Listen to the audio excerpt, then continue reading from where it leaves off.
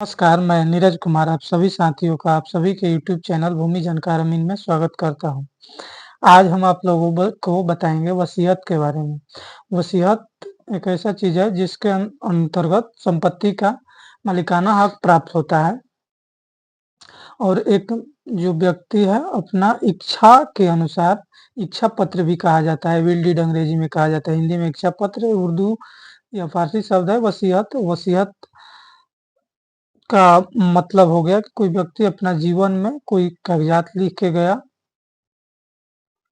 उसके मरने के उपरांत वो कागज़ात न्यायालय से प्रोवेट होगा, उसके बाद मालिकाना हक उस व्यक्ति को प्राप्त होगा, उसके आधार पे वो दाखिल-खारिज कराएगा। अभी दाखिल-खारिज पे ही वीडियो हम लोग बना रहे हैं, उसमें से ये एक टॉपिक था, तो इसको हमने थोड़ा विस्तृत बता दिया। इसके पहले भी हमने वसीयत पे वीडियो बना रखा है, सभी वीडियो आप सभी देख लें, तो विस्तृत जानकारियाँ समझ में आ जाएगी। इस वीडियो में भी मैंने बता ही दिया है।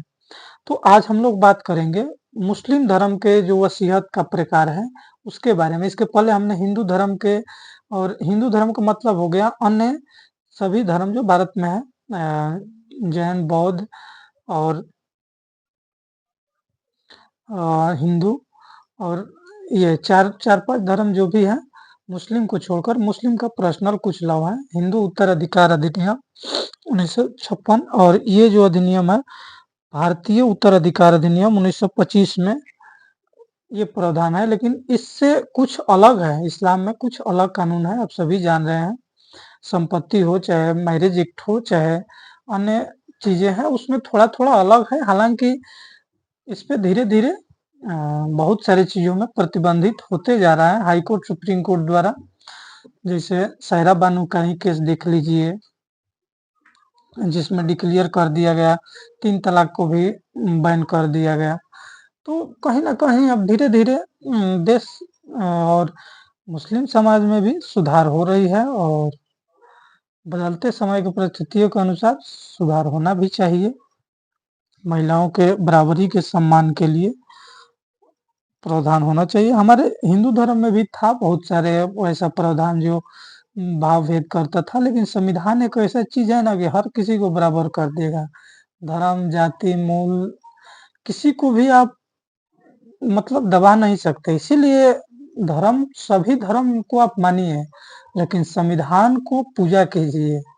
सबसे ऊँचा चीज़ संविधान है, जो हर किसी को ज़िंदगी जीने का और मानवतापूर्ण ज़िंदगी जीने का अधिकार देता है, जो हर धर्म भी कहता है। लेकिन ये लोग जो कुछ लोग बनाए हैं रीतियाँ, वो अपने ढंग से बना दिए हैं, उसे धार्मिक ग्रंथ गढ़ दिए हैं।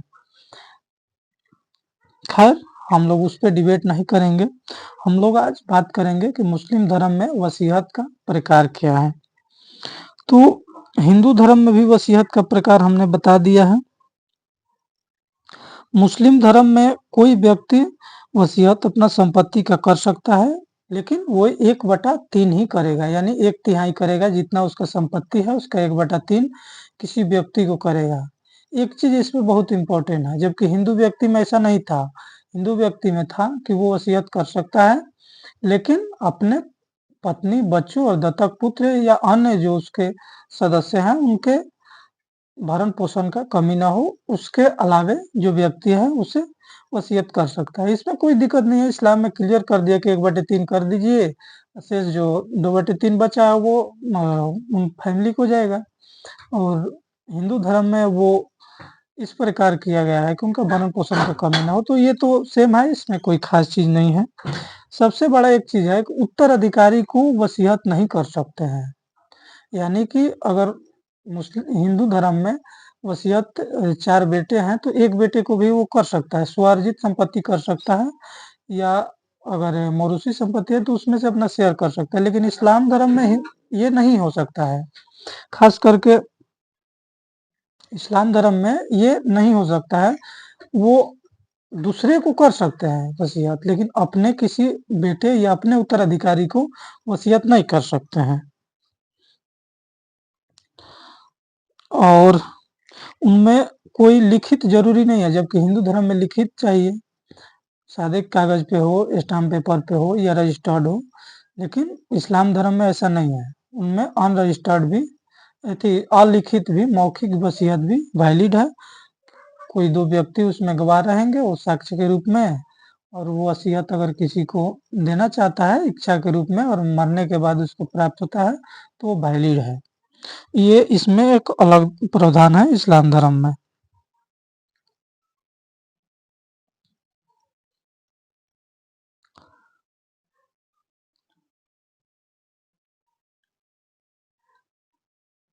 सुन्नी में उत्तराधिकारी को वसीयत अमान्य हो जाता है, यानी अपने बेटे या बेटी या जो भी नाती जो भी उत्तराधिकारी है उनको वसीयत सुन्नी मुसलमान नहीं कर सकते हैं। अपने स्वास्थ्य वयस्क मनुष्य मुसलमान कर सकता है वसीयत। इसका मतलब प्रत्येक व्यक्ति वो स्वस्थ होना चाहिए, बालिग होना चाहिए, 18 साल प्लस होना चाहिए। वो व्यक्ति अपना संपत्ति का वसीयत कर सकता है, लेकिन अपना उत्तराधिकारी को नहीं कर सकता है, वो अमान्य हो जाएगा। ऐसे व्यक्ति जो उत्तराधिकारी न हो, किया गया वसीयती दान केवल वसीयत युग 1/3 तक मान्य होगा, यानी 1/3 ही कर सकता है। ये नहीं कि टोटल संपत्ति है वो वसीयत में दान कर दिया किसी दूसरे को, ऐसा नहीं है। वसीयत अधिकार का एक ऐसा अंतरण है वसीयत कर्ता के मरने के बाद प्राप्त होता है। आपसे हम पहले भी वीडियो में बता चुका हूँ कि वसीयत मरने के बाद ही न्यायालय द्वारा प्रोवेट होता है, उसके बाद ही मान्य होता है।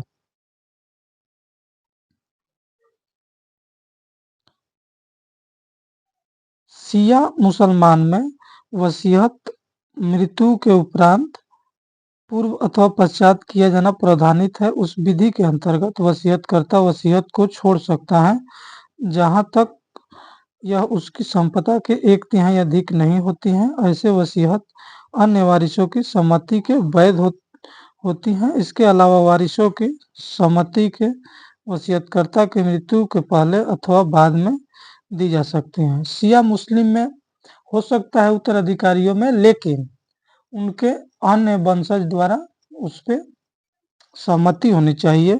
असहमति के रूप में शिया मुसलमान में भी वसीयत नहीं किया जा सकता। सुन्नी में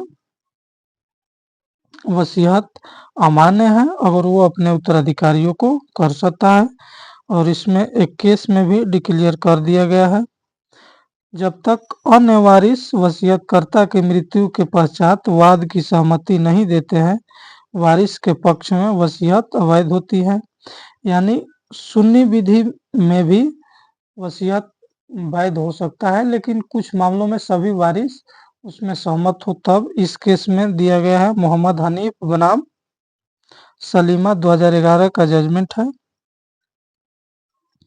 AIC में रिपोर्टेड है 844, केरला हाई कोर्ट का ये जजमेंट है।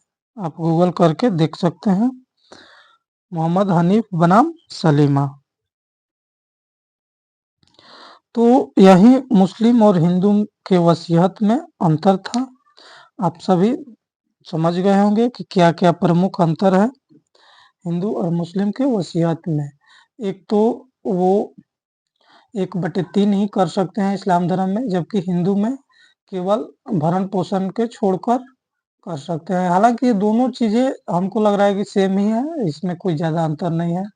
दूसरा टॉपिक में देखा जाए तो वसीयत उत्तराधिकारी को नहीं कर सकते हैं, वो भी सही ही है, लेकिन थोड़ा सा इसमें ही है उत्तराधिकारी सहमति से कर सकते हैं अन्य लड़कों को। जैसे 5 लड़का है, एक लड़का को वसीयत कर दिए तो चारों का सहमति होगा तो वैलिड है, ना तो अनवैलिड है।